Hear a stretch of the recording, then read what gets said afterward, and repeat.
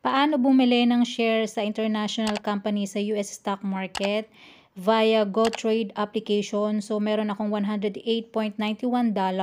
Combination na po yan ng equity at ng available wallet balance. Sa gitna, sa baba, i-click yung search button and then i-type nyo lang po yung stocks na gusto nyong bilhin, like for example, McDonald's, and then click nyo yung trade and then click buy McDonald's stock and then type kung magkano yung bibilhin yung stocks, like for example $41.26, pero as low as $1 pwede na po kayo makabili, and then double check nyo po yan and then swipe up nyo lang para mabili yung stock na yan. And live nga po pala ito, so pwedeng tumaas, pwedeng bumaba after nyong ma-click or ma-swipe up for buy. So lalabas naman po dyan yung total na amount or kung ilang stocks yung nabili.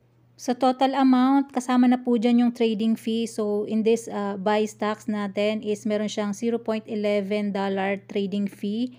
And swipe up na nga natin siya. And then, wait nyo lang po. Ayan, successful na bumili ka na sa halagang 41.15. Ayan po yung aking stocks na nabili. Ayan yung shares. And kung nasa magkano or yung average price ng McDonald's, makikita din dyan. And then, ayan, nakita natin. Meron na siyang number of shares, average cost, and equity value, and then yung total return.